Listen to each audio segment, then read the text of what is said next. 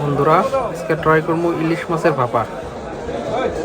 বাজার থেকে একটা ইলিশ মাছ নিলাম, নিয়ে হাত দিলাম আর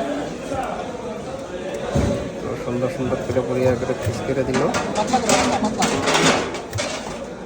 ইলিশটা দোকানদারে বললো বাংলাদেশের পদ্মা নদীর।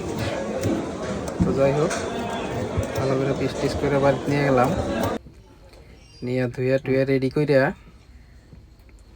ফার্স্টে একটা পেস্ট বানাবার নিকে বগা সর্ষে, কালা সর্ষে, অল্প পেঁয়াজ, লবণ, 2টা কাঁচামরিচ,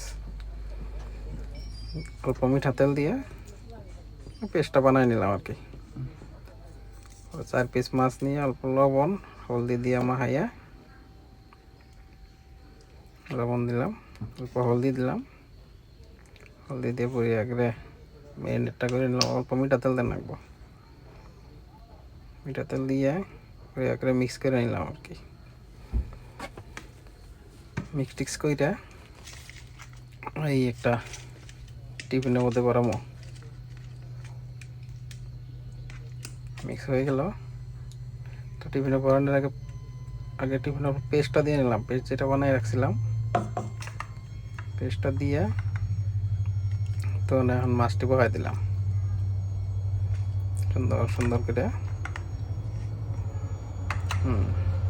4 পিসই নিছি মাছ, টিফিন ছোট তো 8-15 দিকে। তো বহাইয়া ওই হলদি লবণ করে আবার ফার্স্ট প্লেটে ছেড়ে দিলাম। তারপরে উপরে আবার ওই যে পেস্টটা দিয়ে অল্প পানি দিয়ে দিলাম, আবার অল্প হালকা গ্রেভি হওয়ার জন্য।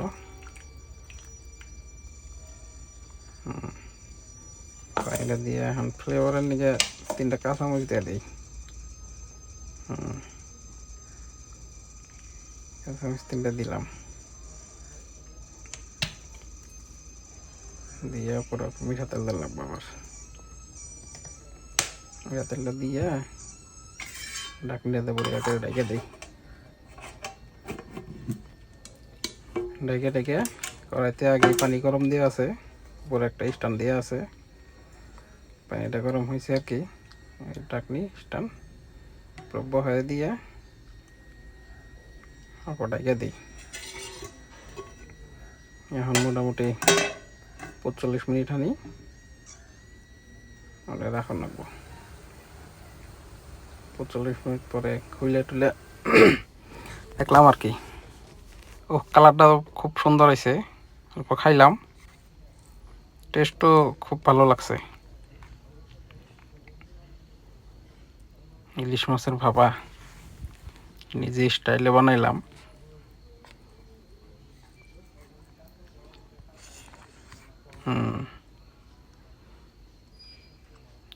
দারুণ টেস্ট হয়েছে। ঠিক আছে।